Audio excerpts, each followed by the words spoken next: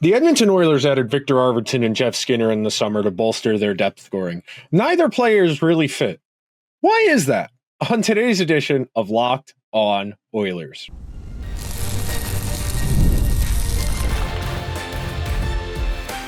You are Locked On Oilers, your daily podcast on the Edmonton Oilers, part of the Locked On Podcast Network, your team every day. Hello, everyone, and welcome to this Thursday edition of Locked On Oilers. I am your host, Nick Zararis. I want to thank everyone that's making Locked On Oilers their first listen of the day. Locked On Oilers, a part of the Locked On Podcast Network, your team every day. On today's show, we are going to walk through the various stages of why the Jeff Skinner and Viktor Arvidsson summer acquisitions have not worked out. We're going to look at their respective track records at their previous stops. We're going to try and develop an understanding as to why both players haven't really fit the vision that the Oilers had in mind when they added them, some lessons the Oilers could take away from this entire experience, and of course, why we're here.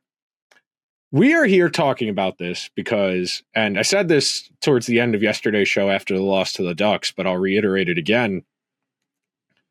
When your team is struggling, everything that feels bad about your team, everything that irks you, everything that bothers you, that is more and more obvious on a night like Tuesday against Anaheim, where the Ducks aren't a great team. They're hanging around. They're a little more frisky than they've been in years past, but they're nothing too exciting. They're nothing too concerning if you're a good team. The Oilers just looked entirely out of their depth. And that's largely in part because of the goaltending. That's largely in part because of the defense. And when you combine all of that, you start looking around at the issues. And you go back to what the ethos of this team is. It's situational defense, elite special teams, high-end talent rising the tide of all boats. And timely goaltending has not been there. The situational defense has not been there. When that's the case, when you are not getting the quality depth scoring that you need and the average goaltending that you need, the entire formula falls apart. And that's really the struggle of being a team that's really only built to win in one way. When you are winning and winning consistently, you have a lot of different paths to victory. You know, you have good defensive games. You know, I think back to that game against Vegas a couple of months ago now, where they lost 1-0, but it was a lockdown game. The one goal they gave up was kind of a fluke, and because of that, it showed me, okay, you're playing Vegas and you were able to hold them to one goal. That tells me you have the capacity to play strong defense. They also played some really high-scoring games where they mounted multi-goal comebacks. There are layers to this. I don't think the Oilers are nearly as bad as they've played over the last few weeks, but this brings me to one of my favorite things. If you know anything about me as a sports media person or a person, I love trying to understand things. I always pursue ideas and questions with an academic mindset of what do I think, what do I know, what can I prove? And because of that, I am really inclined to go by the evidence. And one of the real conundrums we face in professional sports, and something that is impossible to know, it is frankly impossible to know how well a player is going to translate from point A to point B. Meaning, if a player is good in one situation, are they going to be good in our situation? We talk about this in terms of the trade deadline, that's very timely, being that that's tomorrow. We talk about this in terms of free agency. There is the scene in the movie Moneyball where Jonah Hill's Peter Brand is talking to Brad Pitt's Billy Beane, and he says, teams don't understand what they're doing. They are trying to buy players instead of trying to buy wins. And I don't want to tell Jeff Jackson to go give Amazon $3 to rent it, but in case you need a refresher, you win hockey games by scoring more goals than the other team. In baseball, you got to score more runs than the other team. That's why in baseball, there's not as much of an emphasis on defense, and there's more of an emphasis on base percentage. The more guys you get on base, statistically, the more likely you are to score runs. In hockey, the more offense you can create, so possession you can hold, scoring chances you can generate, the more of that there is, the greater an opportunity there is to score. And because of that, you're generally, in the long run, over the course of a long season, if you have a majority of the possession, a majority of the scoring chances, you're going to score more goals than the other team. It's the same principle in baseball with on-base percentage and scoring runs. And I don't think the Oilers had an actionable plan for translating their vision of Jeff Skinner and Viktor Arvidsson into this team. And there are layers to this. We'll look at the stats in a second, but fundamentally, when you think about what Jeff Skinner was doing the last couple of years in Buffalo, that's an expensive free agent, Jeff Skinner, on an outright bad team, playing with that team's best players. A lot of ice time with Tage Thompson, a lot of ice time with Alex Tuch.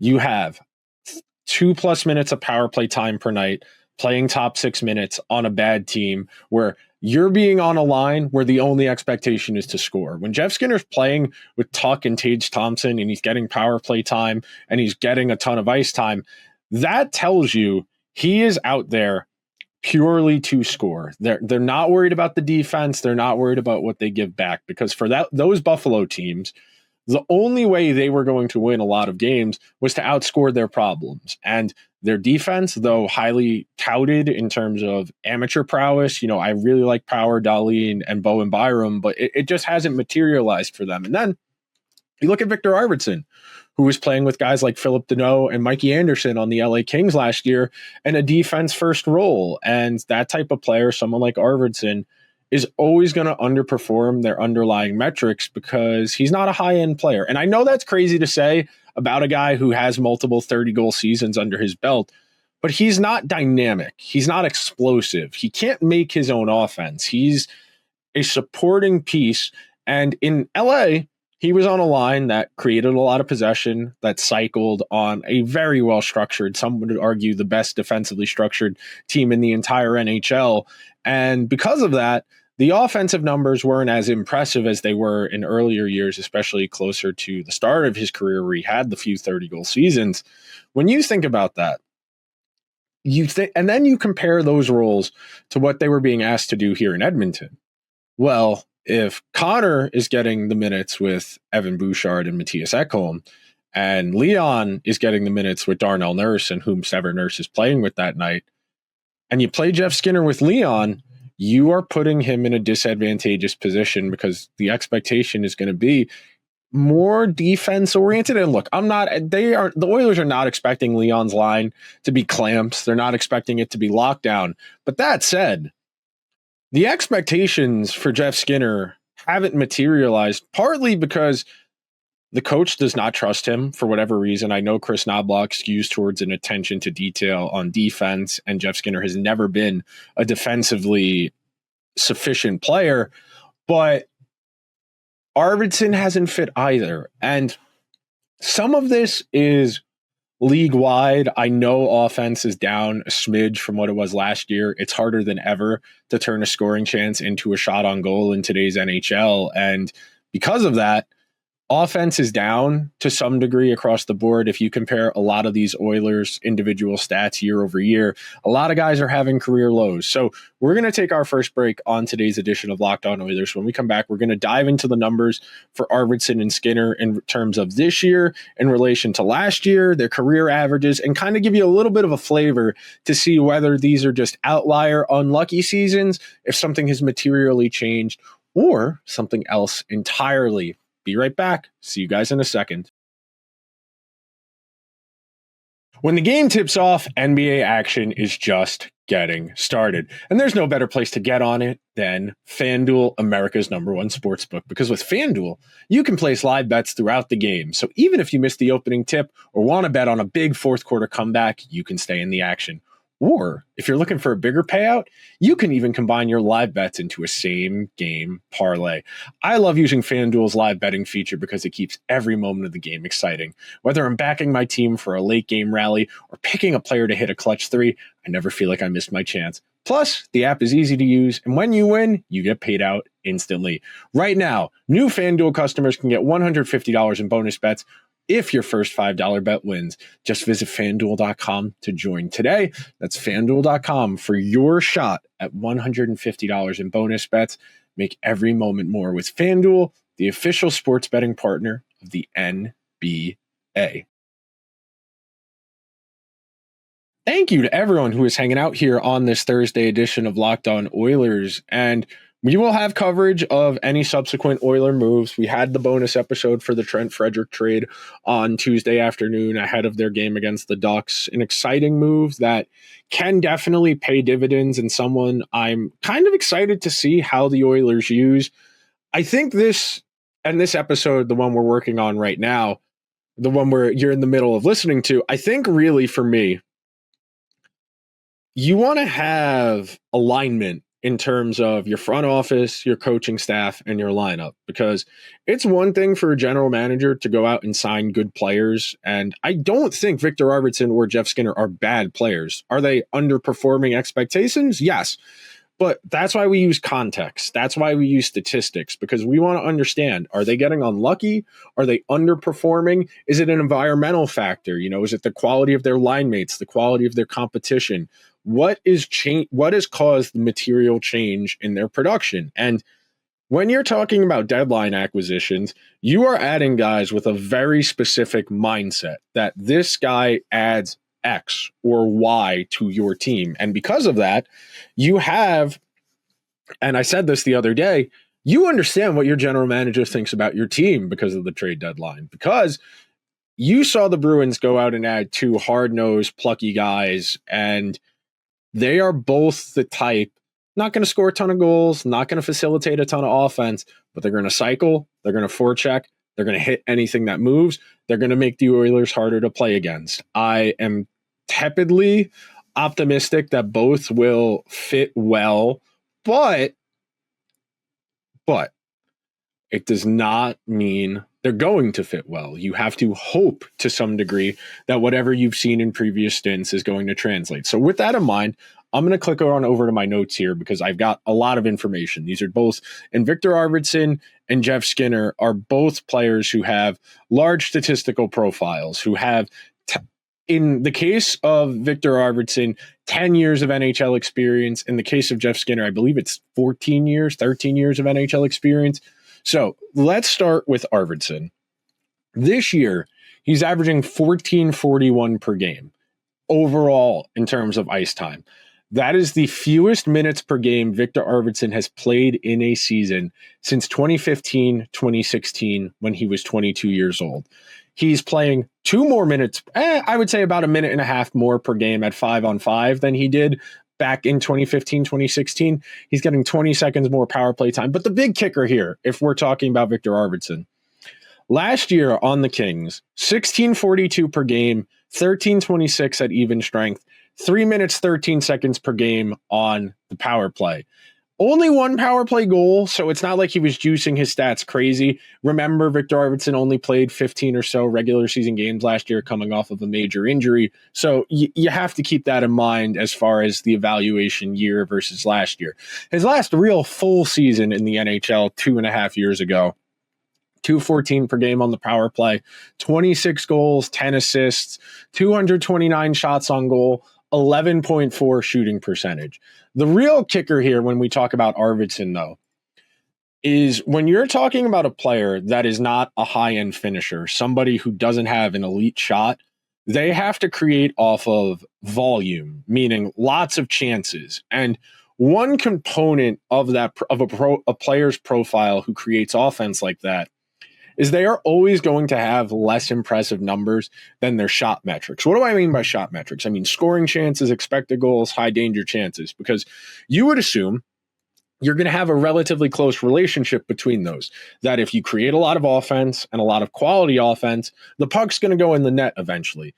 The problem is that for someone like Arvidsson, who's not hitting wicked shots from sharp angles, who's really in and around the net in that phone booth area between the circles, coming down, shooting from the flanks to try and create rebounds, to really sustain offensive zone time, because he's not the fastest skater. The guys he plays with typically aren't the fastest. So when you do that, it's going to have an adverse impact on the relationship between those. So for example, This year, Viktor Arvidsson is generating more scoring chances per 60 than he did last year. 5 more scoring chances per 60. He's also on the hook for 0.8 fewer goals for per 60. But the expected goals relationship and high danger chances are almost exactly identical to what they were last year. 2.98 last year, 2.95 for expected goals this year. So 0.03, 3 100ths of a scoring chance per 60 minutes. That is not a consequential number. You go a layer deeper than that. He's generating 0.06, so 6 100ths more of a high danger chance per 60. That is not a consequential or discernible difference. The big difference, 1.1 shooting percentage for him and his line mates. His on-ice shooting percentage is about 1% less, but that's not causing as dramatic of a drop-off. For me, it's got to come down to the quality of his line mates, what he's being asked to do, and very frankly, it could just be age-related regression. In your early 30s, you start to be more physically limited. And again, I don't think Viktor Arvidsson plays a bad game. Watching him, I feel relatively okay with what he does out there. But when you dive into the underlying numbers, you start to get a deeper understanding. Now, as for Jeff Skinner, we have even more data for Jeff Skinner because he's been in the NHL longer. If you'll recall, he's got a couple 30-goal seasons under his belt. He's got a 40-goal season under his belt. But Jeff Skinner is playing the fewest minutes of any season in his entire career this year. He's only getting 12.28 per game.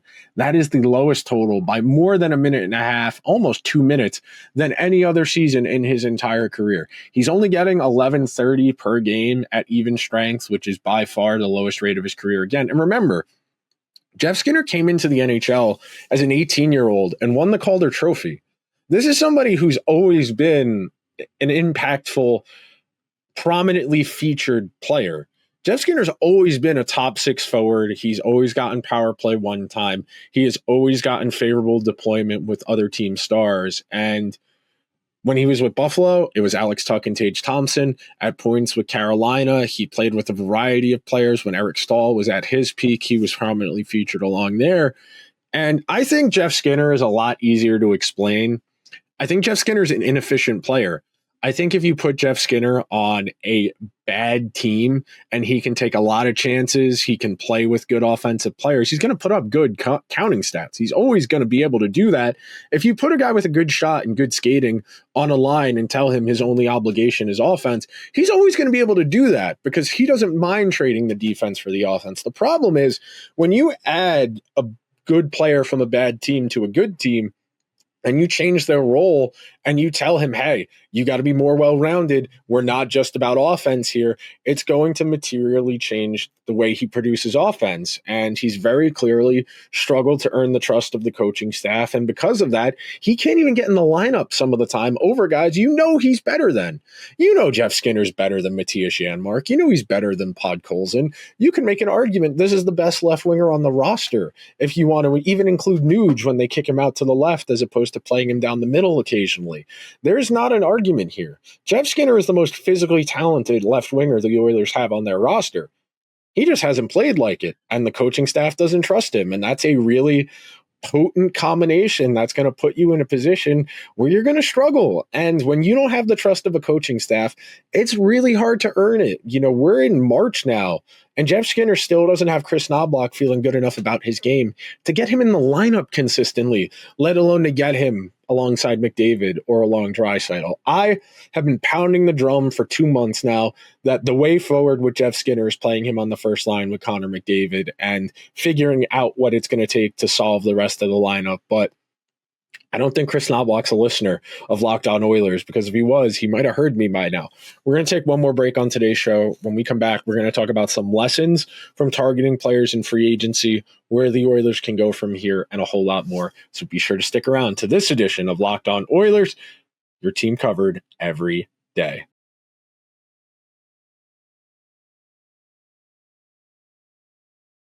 Thank you to everyone who is hanging out on this Thursday edition of Locked On Oilers as we're walking through Viktor Arvidsson and Jeff Skinner's first years in Edmonton. So anytime something doesn't work out, it's very easy to just complain. And frankly, it's one of the issues we have in sports media today. It's a lot easier to just say, well, he stinks. He's not good. He's not clutch. People around me tell me he doesn't work hard, blah, blah, blah, blah, blah.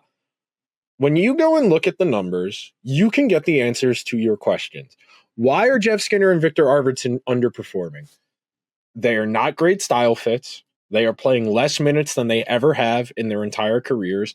They are not playing with players with skill sets that align with what make them successful, with a coach that doesn't trust one of them.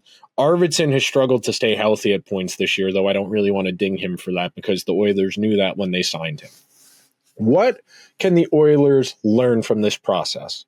Number one, you need to have philosophical alignment between your GM, your coach, and the lineup.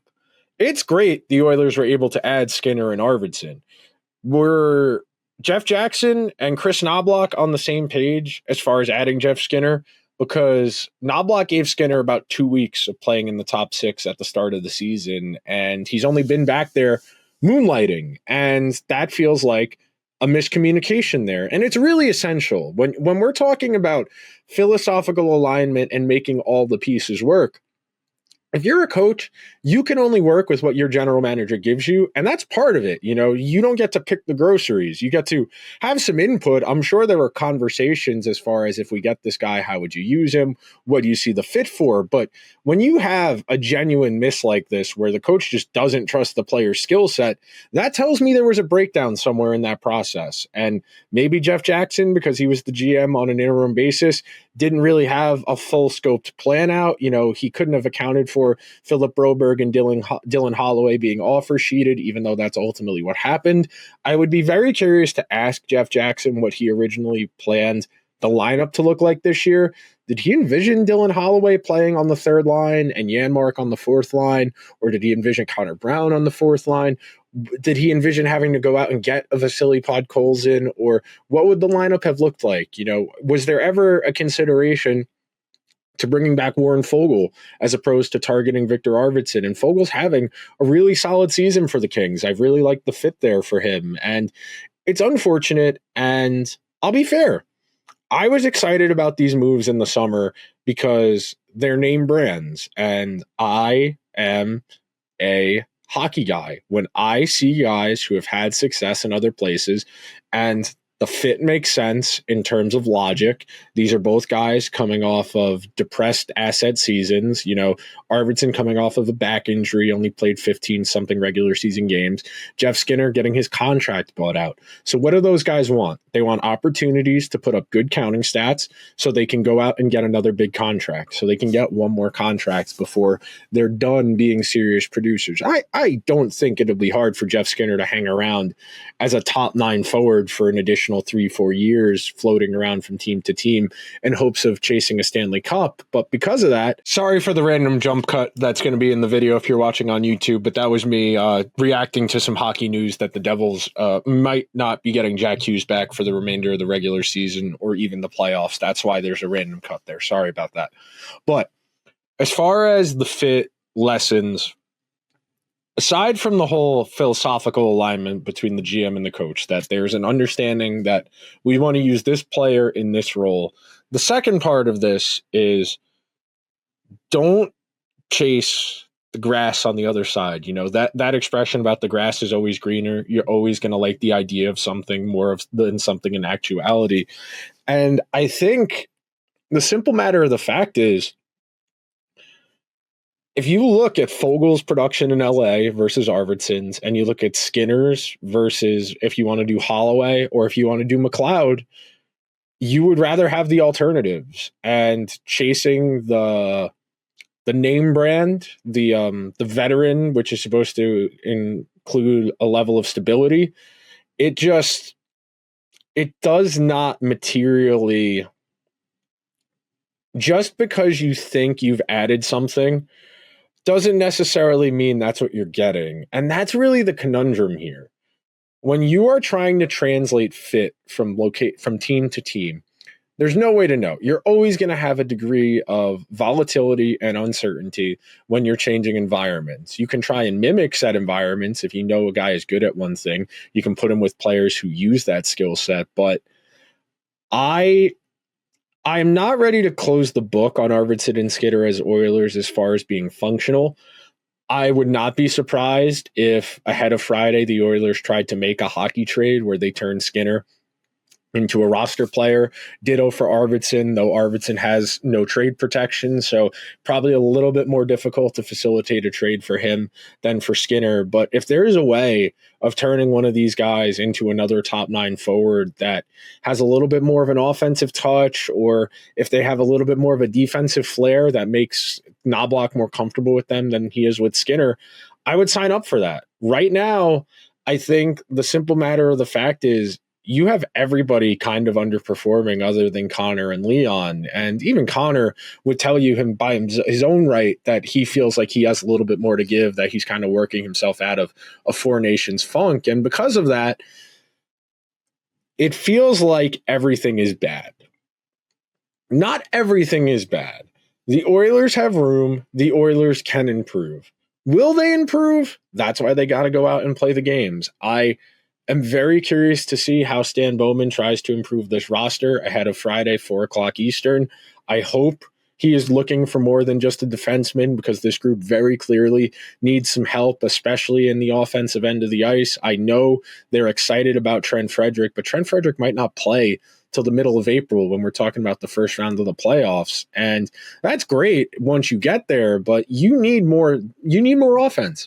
It's very straightforward. You signed Arvidsson and Skinner to be top 6 forwards, and neither guy has meaningfully contributed nearly to the rate you would have expected them to. You didn't expect them to maintain their production from their roles last year on their previous teams because they were playing more minutes, they were getting power play time, they were playing with guys with skill sets that's highlighted what they were good at. And because of that, you're sitting here mildly to very disappointed in their respective productions. You know, Nuge is having a little bit of a rough year. And you keep going down that list, and you talk about Henrique, and you talk about Connor Brown, and Matthias Janmark, and Zach Hyman, and you're talking like 7, 8 of the 12 forwards all kind of struggling to varying degrees in relation to what they did last year and their career averages. That's a lot for a team to overcome all simultaneously, on top of the fact that you don't have great goaltending and your defense has been inconsistent this year.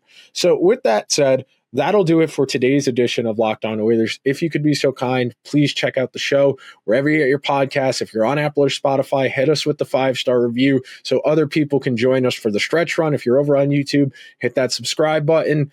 Let me know, are you pissed at Arvidsson and Skinner for underperforming? I'll read some comments if anyone leaves something particularly funny.